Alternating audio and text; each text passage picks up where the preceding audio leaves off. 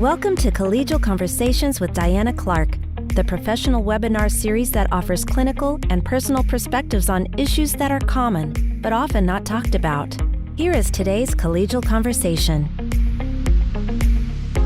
Thank you for joining a Collegial Conversation with Diana Clark.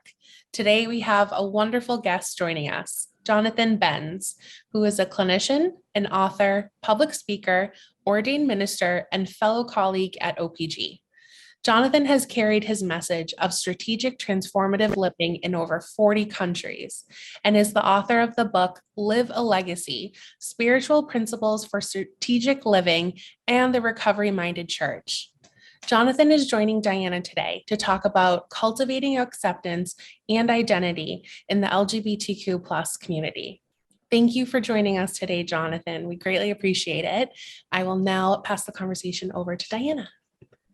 Thank you, Laura, and welcome, Jonathan Benz. This is a real treat for me. I like to think of you as our own Jonathan Benz, and then when I read your bio, you're much broader than just mine. So I am going to go with the broader bio. I love it. I also wanted you to know that I ordered your book today. Okay. I did not know you had written one, and so I am very excited about getting into it. Yeah. So welcome. Great. Thank you. I'm so happy to be here. Yeah. You can own me. That's fine. I love to belong to OPG. Okay. We own you. Good. So let's talk about the importance of self-acceptance, just in general. I mean, we're all striving in some ways for that, but why is that so much more critical for somebody in the LGBT community? Mm-hmm. And I can't have this conversation today without talking about my own experience. And it's been a long journey. And I only had recently two of my very close friends say to me, you know, you're in a new place. Like you are really, really living your own truth fiercely. And it was good feedback for me because I've struggled with accepting myself. Feeling somewhat different, not necessarily feeling gay as a child, but knowing I looked at the world through a different lens. And I knew that the way I was seeing the world did not always fit in with the culture I was being raised in. Mm-hmm. You know, Were you raised in a culture that was accepting of difference in this regard? No, not at all. Now they are. Now they I'm a preacher's kid. Okay. I am the grandson of two ministers. Okay. You want to talk about religious heritage? I have a great grandmother that started one of the first Pentecostal homes churches in Appalachia back in the 1890s, because in Pentecostalism early on, women could lead. They later changed that, and patriarchy took over. Of course they did, right? But I have ministers in my line going back to 1730. Wow. So faith runs deep, religion runs deep.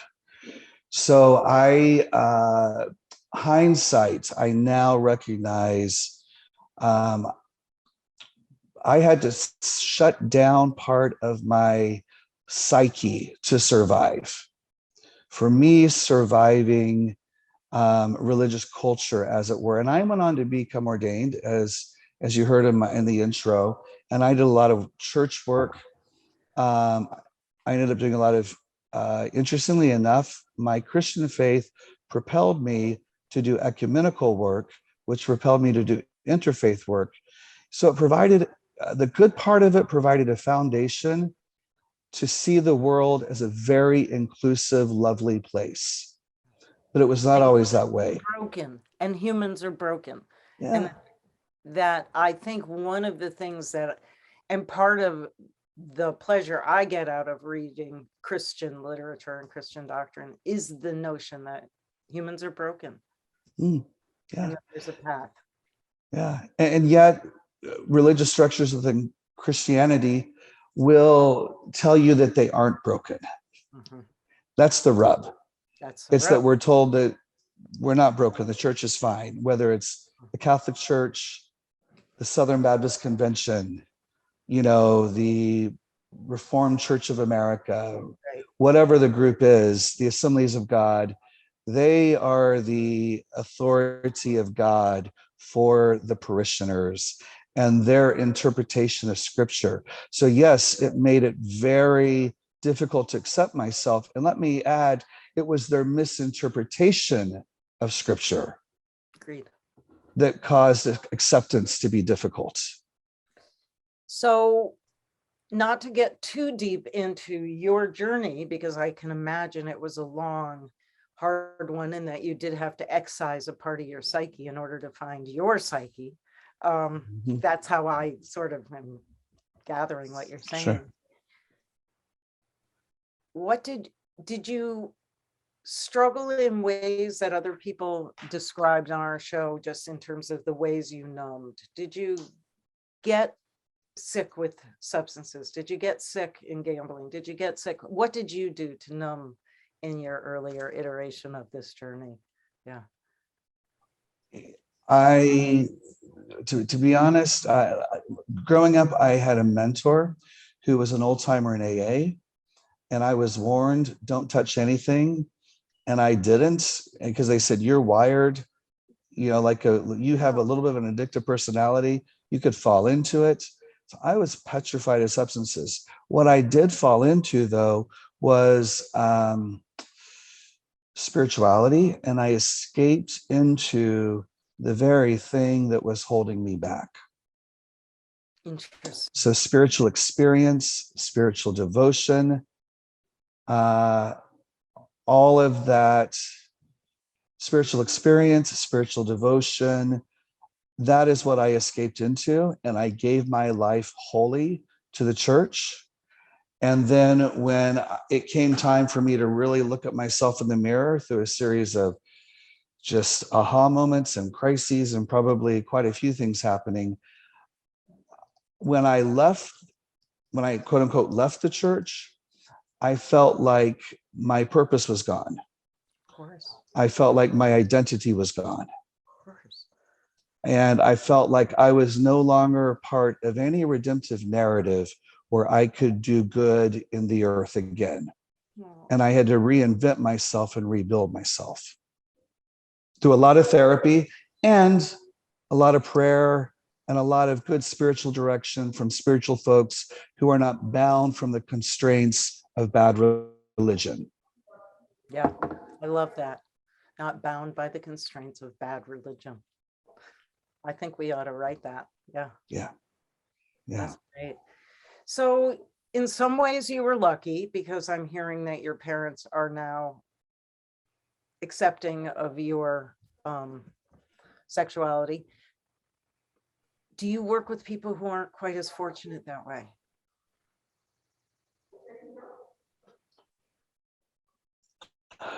I do. I have a lot of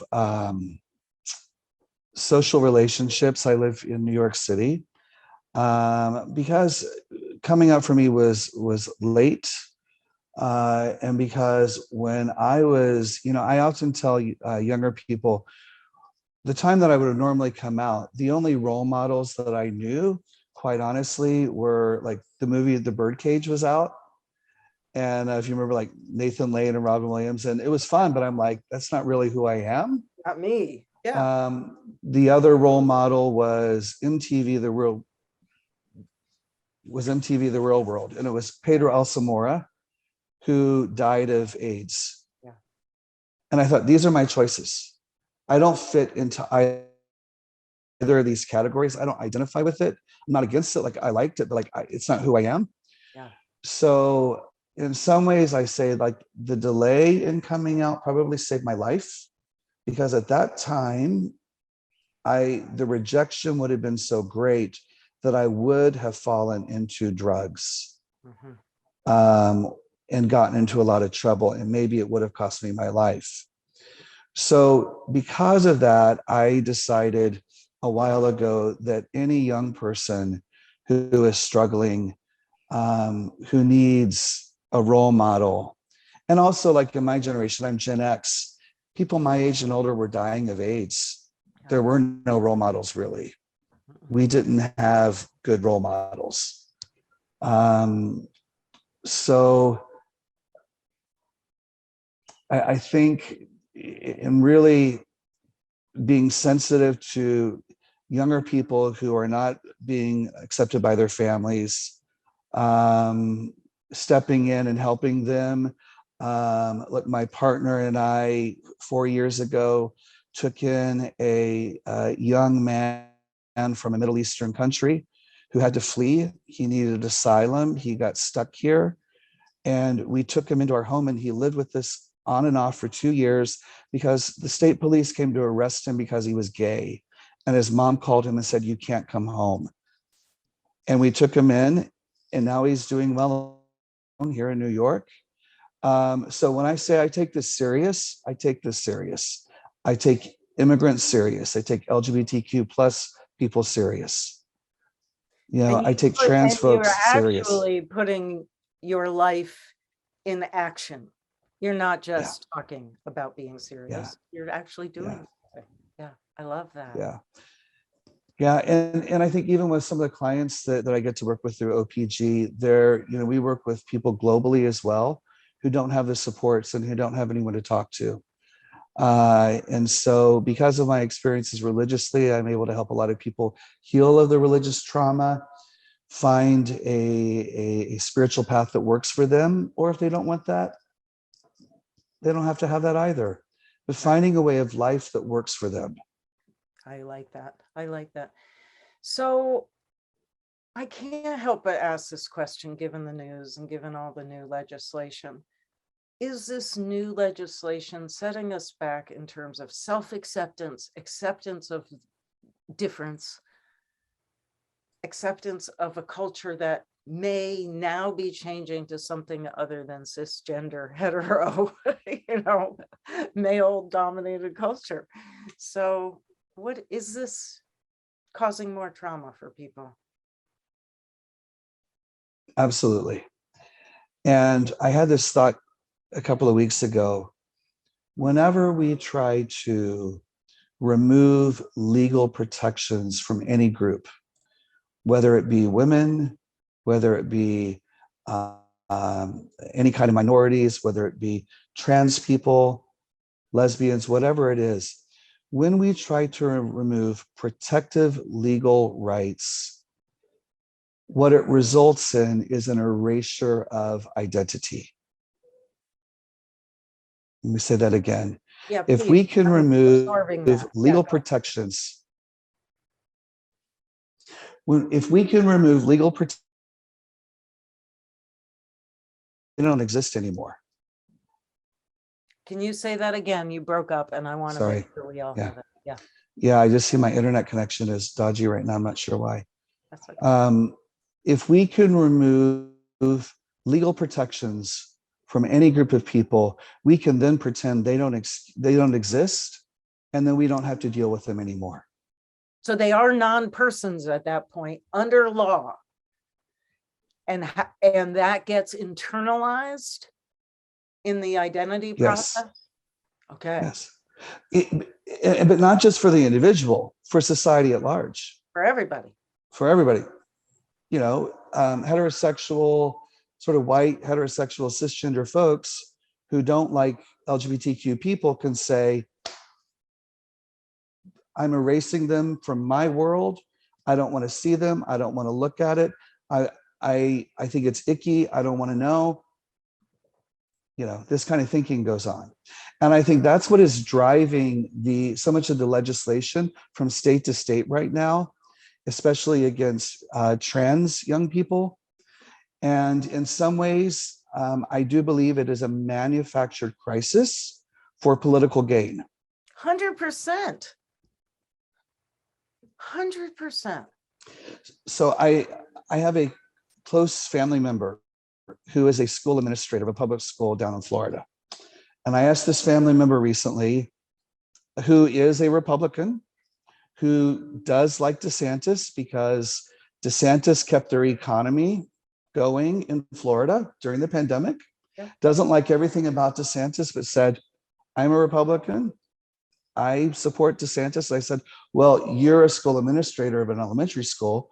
What about this parental rights and education bill, otherwise known as Don't Say Gay, right? And this family member said to me, well, let me tell you, we have a family in the school whose child started kindergarten as one gender and now is in around the third grade and now is a different gender. I said, well, has there been a crisis? I said, there's been nothing. We don't care.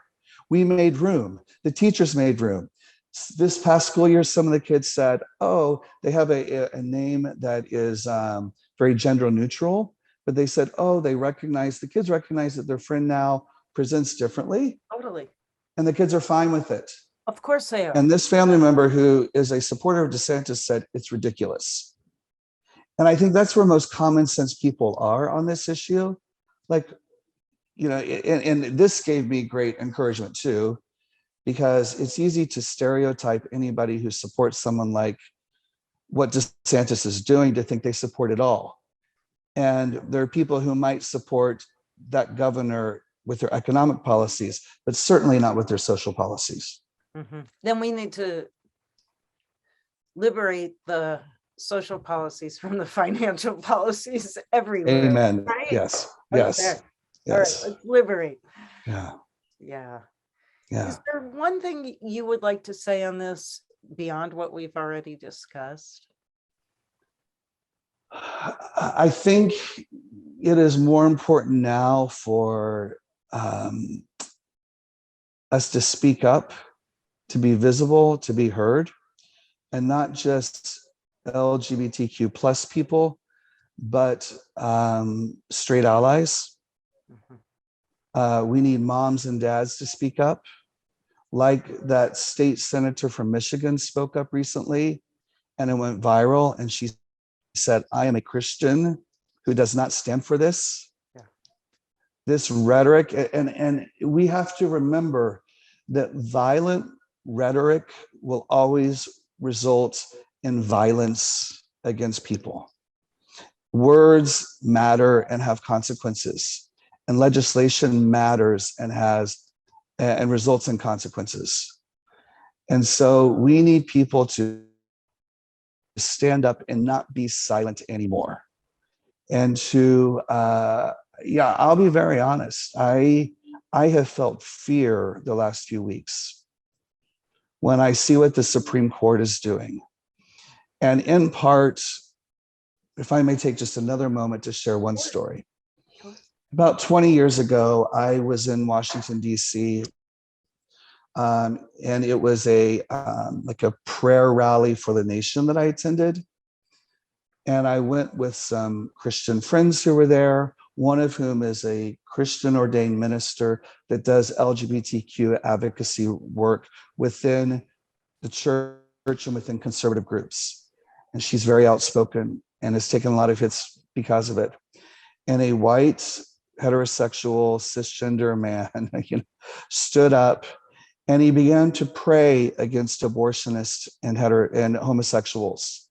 And he began to pray that they would be destroyed, that people who perform abortions and that gay people, that their very existence would be destroyed and wiped out. And I sat there and I went, my God, there's an agenda here and they're coming for us. And so we need to be alarmed at what is happening.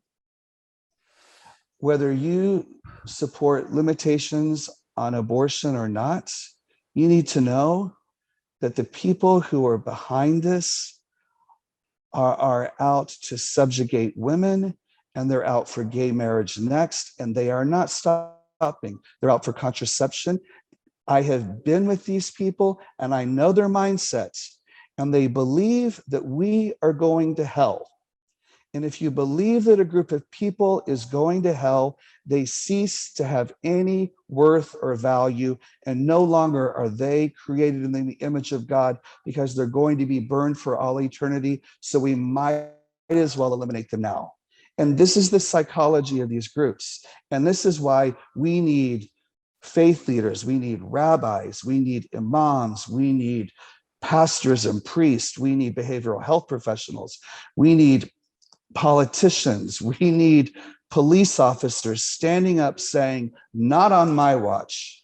This will not happen. I stand with the LGBTQ community. And you know what? I'm not afraid to say gay. For a good portion of my life, I was afraid to say that. It was a word fraught with shame. And so I have a little surprise for you, if I may. Yes. I'm only taking off unbuttoning my outer shirt here, but I have a reveal. Awesome. I can't wait. I don't know if you can see. Oh, gay. Say gay. Say gay. Say gay. I don't know if it's showing up. Yes, now it is. Look, I bought this from a charity, and all the proceeds go to fight this legislation. But we cannot be ambivalent about this. Moms and dads, if you have a gay child, you cannot be silent on this because it could cost you your child's life. So it really is this important. For those of us who want to support organizations and are going to stop watching this, and they aren't necessarily in a place where they can get active, what organizations would you support? Well, I mean, I found this T-shirt through a group that was working to fight. So all of the proceeds for this T-shirt went to this organization in Florida fighting the legislation. Okay. I'm a big believer in local. Like, I think that there are a lot of national organizations like Trevor Project or HRC or these groups. I tend to support more local grassroots. I think finding groups, especially in rural communities, is really important. Or if you're from a small town and you know there is a group, it could be like a PFLAG group that you could go to. You don't have to be, a parent or a friend of a, lesbian or gay person to go to those support groups. You could start a support group. I have a friend down in the DC area. She actually runs a support group in her church for the parents of gay and lesbian kids. Nice. It's easy to write a check. Any of us can do that. No. And I think we need to do that, but it's a different thing to get involved. I'm not saying go march in the parade. June is Pride Month. A lot's going on, but maybe you could support somebody. Maybe you could befriend someone. Have you ever thought about taking, a lesbian couple to dinner, that you might work with someone who's lesbian and taking her and her partner to dinner? Or do you have a friend that has a child that might be non-binary or that's questioning? Would you have them over for a play date with your own child? Yeah. Like, will you open your home? Will you break bread? Your heart. That's where the work is done. Not just your home. Will you open your heart? Open your heart. Yeah, absolutely. Yeah, I love it. Let's end on that note. Yeah.